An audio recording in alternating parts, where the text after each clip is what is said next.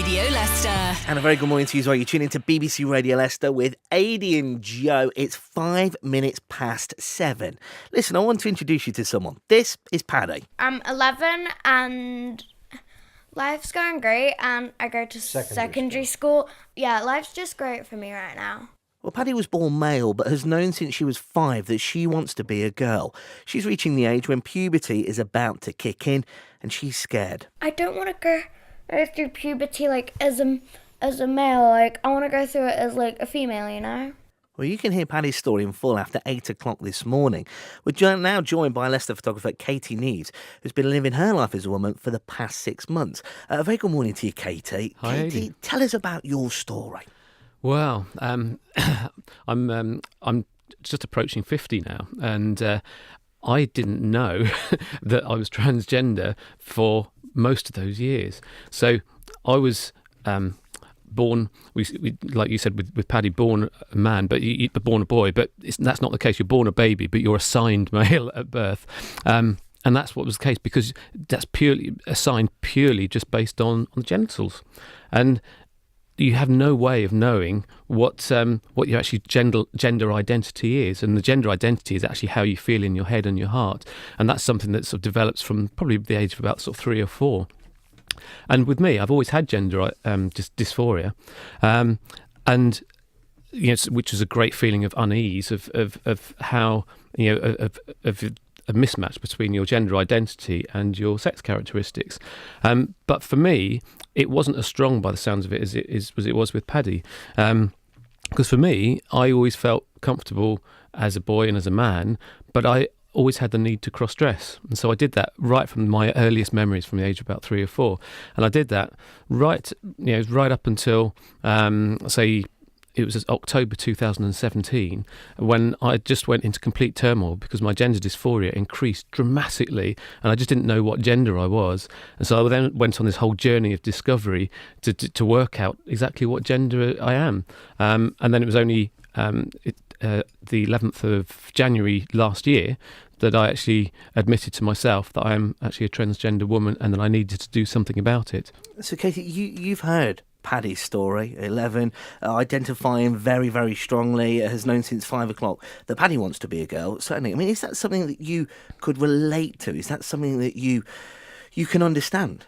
Oh, totally, yeah. And a lot of transgender people like Paddy do feel that's so strongly very, very early on. I think it falls into 2 categories. The people that do from early on and just have to do something about it straight away, and then people like me who've always had the gender dysphoria but need to cross-dress, and then it's very common for gender dysphoria to increase, particularly in the late 40s. So I'm quite typical there. So I can definitely identify with Paddy. There's going to be some argument this morning from some people saying 11 years old is far too young for anybody to make these kind of decisions. What would you say back to that? No, if you know, you know.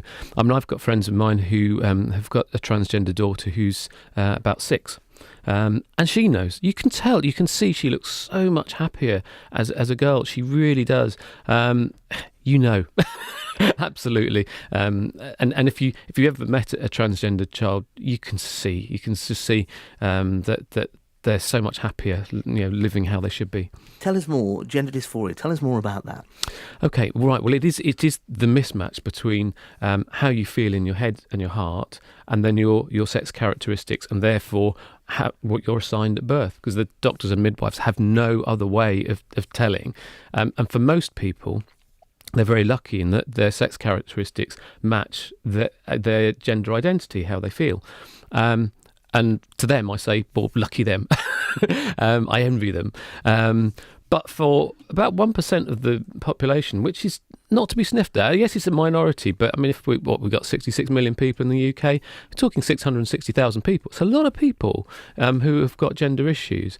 So it's not a small thing at all. And, it's not just those people that it affects. It's all their family, it's friends and families that it affects as well. So there's a lot of people that it actually affects in the country.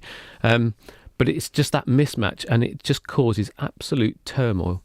And talk me through, we've heard about your story, Katie, but hearing Paddy at 11, you obviously making the transition later in your life, what was the reaction like from friends and family? Right, okay. Friends have in the main been absolutely amazing, and my clients as well, because being a freelance photographer, I mean, that was another thing, that was a huge thing to do. In the main have been absolutely amazing. I mean, from coming out to something that I was absolutely dreading, it actually turned out to be the most uplifting experience of my life, second only to the birth of my daughter. It was right up there. It was amazing. I was as you know, I put a coming out video on Facebook and on all my other social media and sent it out to more clients, and I just didn't know what reaction would be, but I was just inundated with hundreds and hundreds of messages of support. It was just amazing. Family's been a lot harder. That's been the hardest part, to be honest. I've had a lot of rejection, and it's still there, to be honest. So there's a couple of members of the family I can't talk to you about, but I mean, I can talk to you about, say, my mum. My mum, she's struggling with it, but she's the older generation. She's 81, and I look back to when I was a kid growing up in the 70s. You know, if anyone was gay, that was an outrageous thing. It was a scandal, and nobody ever talked about trans issues then. So you can see, go back a generation, and it's so much harder for them to cope with it. And she is struggling with it, but she's getting there. But the first time that she saw me as Katie, I went down there and with my daughter, and my daughter went in there and gave her a big hug and a kiss, and I was expecting the same. I didn't go running in, but yeah, I was expecting the same. And she just took one look at me, and she just looked me up and down and just said, "Who's that? It doesn't belong to me," and turned her back on me and walked away. And it was just awful. It was just heartbreaking. The rejection was terrible. But she, I've seen her a couple of times since, and she's getting much better. So there is progress there. How does that knock your confidence? Because you've done this incredible thing where you have come out. You're an ambassador as well for trying to understand, to help other people that are going through some of the issues and transitional issues that you want to share and talk about. Does it make you feel, did it ever knock your confidence enough to think, actually, I wish I'd never done this? No, not at all. I'm going to say I've been living full-time as female for just over 6 months, and there hasn't been a single day that I've regretted it or thought that, no, I'll go back to pretending to be Martin again. Not a single day. I mean, it's funny. I've still got all my old clothes hanging up in a wardrobe purely just because I haven't been bothered to sort of take it to a charity shop yet. I will do, but I had the wardrobe space there, and so I just couldn't be bothered to do it. But every now and again, I'll open the wardrobe doors and look at the clothes, and they look like somebody else's clothes. It's bizarre. It's really bizarre. I have really bad taste as well. Katie, you were saying then 1% of the population struggle with gender issues. 660,000 people. You said there, you did a coming out video. You help, you listen, you advise. Tell us some of the positive stories that you've received from that and people that you've helped. It's just been amazing. I mean, every time. I mean, I've been doing, as you know, quite a lot of these media interviews and newspaper and magazine articles, and also I'm blogging it and vlogging it and everything. So I haven't kept quiet about it. But every time I do one of these interviews, I get contacted by other trans people who are struggling with it, and a lot of them are struggling with it. And they say that what I've been saying has helped them, because, and a lot of them as well have been self-employed like me, and they're worried about the effects on their business because it was just such a massive risk doing it.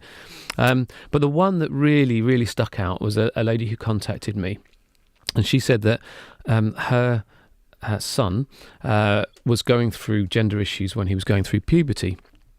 And he was being treated for it at the Tavistock and Portman Clinic, which is the only one that treats young transgender people. And she was worried about it at the time that he would self-harm or attempt suicide, as so many do, because the suicide rates and self-harm rates are so high. And so she was really right to be worried. And she just said, if only there was someone like you out there at the time to let him know that it's okay to be trans, because it really is okay to be trans. And that really made me think, and it really spurred me on. And I thought I've got to do some good with this. And so that's why I've kept going with this and just kept so public. And because I've had such a good response, and I just want to pass it on and just show people that it is okay to be trans. You can have a good life as being a trans person. You can have fun with it. You can take the mickey out of yourself and just have a laugh with it. It's fun. It's okay. Katie, if someone's listening to this today, is in the position that you were 2 years ago, in a line, what would you say to them? I would just say, go for it. There's a lot talked about gender dysphoria, not so much talked about gender euphoria. And I'll tell you what, living your truth really is euphoric. It's amazing. Katie, thank you ever so much for coming and speaking so openly this morning here on BBC Radio Leicester. You tune into The Breakfast Show with Adi and Joe. It's 7:15. BBC Radio Leicester.